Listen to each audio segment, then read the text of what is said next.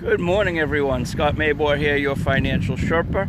Hope you all had a wonderful 4th of July out here on a very quiet beach today. Almost no one else out here. It's hot. It's going to be a hot one today, but I hope you all enjoyed your 4th of July celebrations, whatever you did. Kind of weird being in the middle of the week, but such is life. But I just wanted to say a quick hello. Had a conversation with a couple friends of the family yesterday towards the end of the night. They recently bought their first home. They're young, and somebody had recommended they get some insurance to protect the mortgage. Fantastic idea.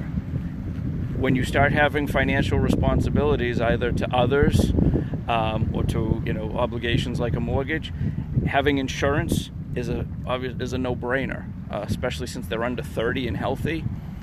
It's dirt cheap. But my advice to them was not to buy it through the mortgage company. And this is not PMI. We've talked about that in the past.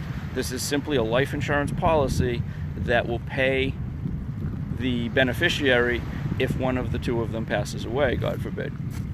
If you buy that from the mortgage company, then the mortgage company sends a check to the insurance company sends a check to the mortgage company, and the mortgage goes away. That sounds great, but it's entirely possible that one of the people, that the surviving member of the couple, may not want the mortgage paid off, may not want to stay in that particular house, may need the cash for other concerns. Why not buy a life insurance policy that pays the beneficiary tax-free cash to do what they need to do with it, whether it's pay off the mortgage, send the kids to college, travel, pay off other loans, whatever it is. Why have that decision taken away from them? The other problem with the mortgage insurance is that when you buy it, your mortgage is $500,000, you pay this much a month for it. In 2 or 3, 10 years from now, your mortgage is less, you're still paying that same amount per month, even though ultimately you have less insurance because there's less mortgage to pay off. So, and a lot of people buy the policy and then make double payments or an extra payment a year.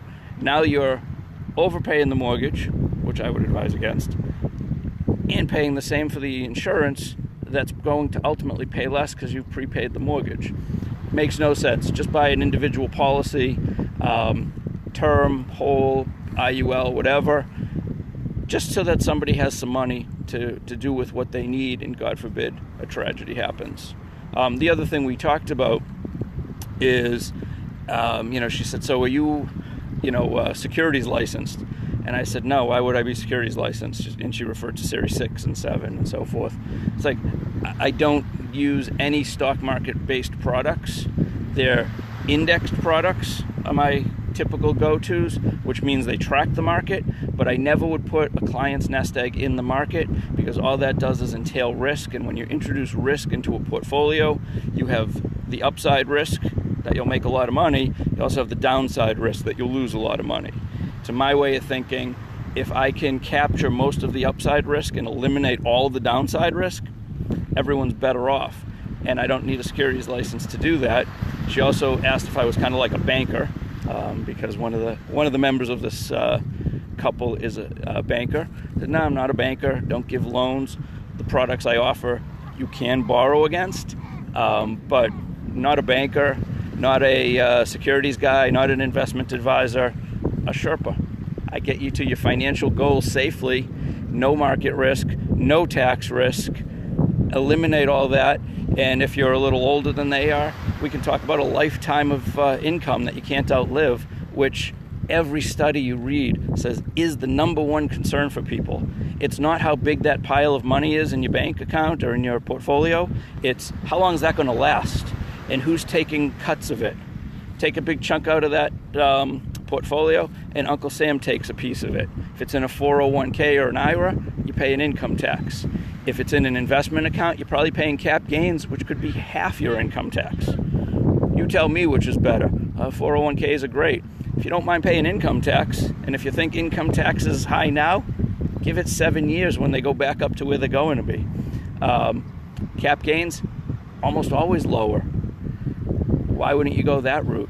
Why add the restrictions of an IRA or 401k for the right to later pay income tax, which are just which most people will say we're going to be higher anyway, and higher in the future. So I'll leave you with that thought. Hope you all have a great day. If you're off for the rest of the week, enjoy. We'll talk to you soon. Be well.